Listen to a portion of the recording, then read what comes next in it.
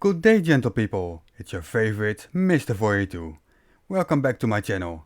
Today we're gonna have a look at Brian's logic.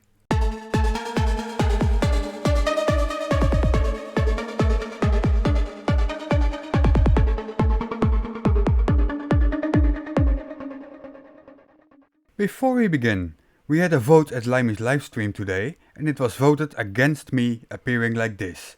So I will not do that. Except for now, of course. This is going to be called Horizon Debunks Globe. Okay? Again. Alright, so Horizon Debunks Globe again. Before we continue, I'm just gonna make one little change to his video. I'm gonna add a red line.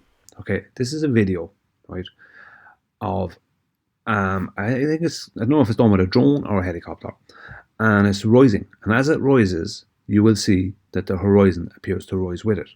Now, it is making a parallel with the horizon. It is not you. The horizon won't be center of the screen, but it will continue to rise as this photographer in a helicopter or a drone or whatever rises. Okay, so I'm trying to show you. Watch.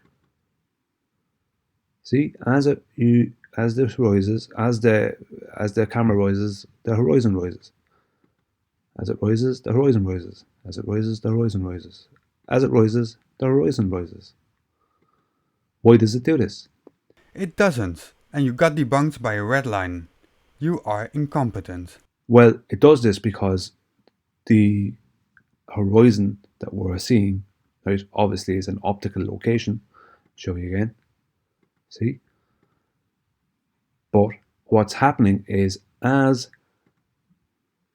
the camera is as the camera is rising, the horizon is rising with it, simply because what's happening is the angle that the camera is viewing is becoming greater. And this can't happen. What we're seeing here cannot happen on a spherical Earth. See where the horizon is now in relation to the red line. This can only happen on a spherical Earth. The reason it can't happen, number one, right, on a spherical Earth, is first of all, the horizon would have to be a geometric location. Not at all. Right, which it is not, right? It's a visual location.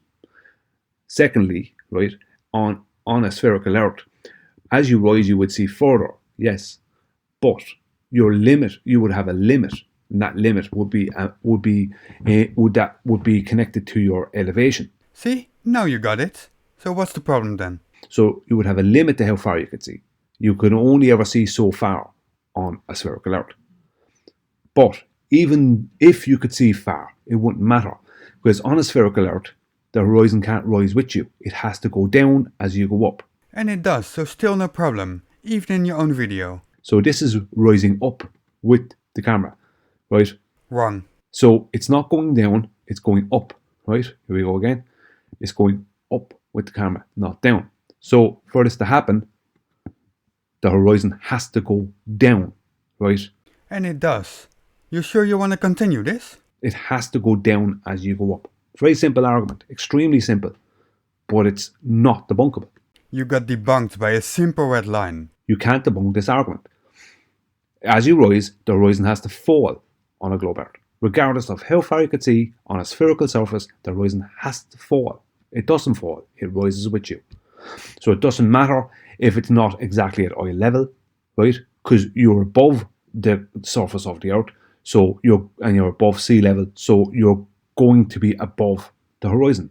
So your eye line is always only making an optical parallel with the surface below it.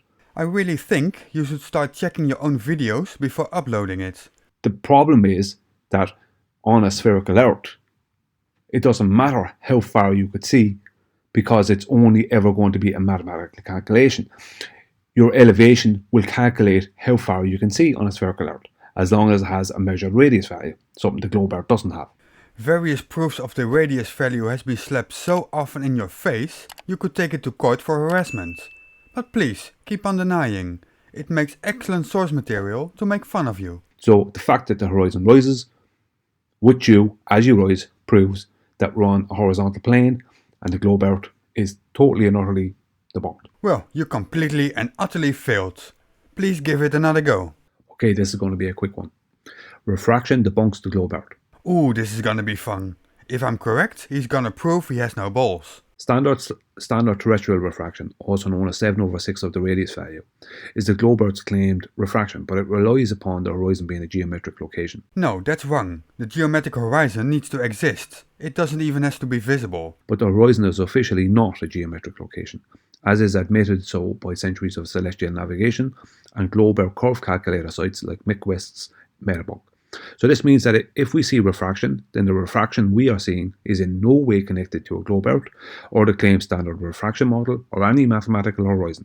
So if you see refraction in the real world, then this means that it cannot be a globe Earth, as the horizon is optical by definition and not geometric.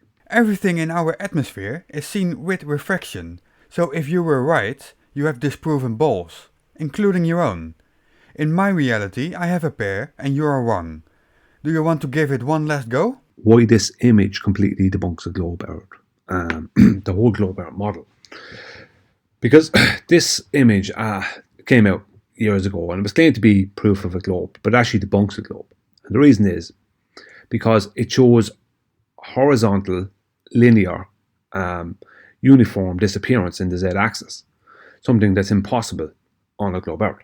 That is absolute nonsense. And what you see can only happen on a globe Earth. It would be impossible on a flat Earth. Now this was shown years ago to just be tsunami wave showing. I think this photograph is taken off of the coast of, I think it's Australia or Hawaii, somewhere like that, where they get this effect. Wait, you have no idea where it is? You are well prepared. Either way, wherever it's taken, this effect tends to happen there. And it's just due to a steep drop off in the topography underneath the water. But all that's immaterial. The point is that these two ships are maybe half a mile apart. Maybe half a mile apart. Dude, you have no idea what you're doing. Maybe a mile. Let's just say half a mile, right? It doesn't really matter.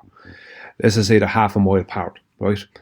Now, for this ship to be missing, let's just say this ship has, let's say this container here is, let's call it, if that container is, let's say, 100 feet off of the water below, or let's just say 60 feet, right? And let's say there's half of the ship missing, right? Obscured. You could have looked this data up. What an embarrassment. There's an obstruction of, let's say, 30 feet of the ship, right? And there's only half a mile of, let's say, distance or a mile distance between the two. Then how would this be possible on the globe Earth model? It wouldn't be. It would be completely impossible. Making up random numbers and then claim it's impossible. This is not gonna fly. As at half a mile, the maximum amount of obstruction could be 2 inches. At a mile, the maximum amount of obstruction is 8 inches. That is not how that works, Brian. Let me explain it to you. Let's say the first ship is 5 miles away and the second ship is half a mile away further, like you said. The difference would be 42 inches. You forgot the squared distance from the observer. So you're seeing a disappearance of 30 feet, let's say, of that ship. And it's a disappearance of 30 feet between that ship and the other ship in the foreground. Let me help you out, because this is ridiculous. The ship in the foreground is 5.1 miles from the observer. The ship in the background is 16.5 miles from the observer. The fact that you didn't care to look it up and made up some numbers to fit your narrative speaks for itself. How is that possible, right, on a globe Earth? It's not. On a globe Earth, for 30 feet of that ship to be missing, right, would require, for that ship to be going over a curve, for 30 feet of it missing would mean that the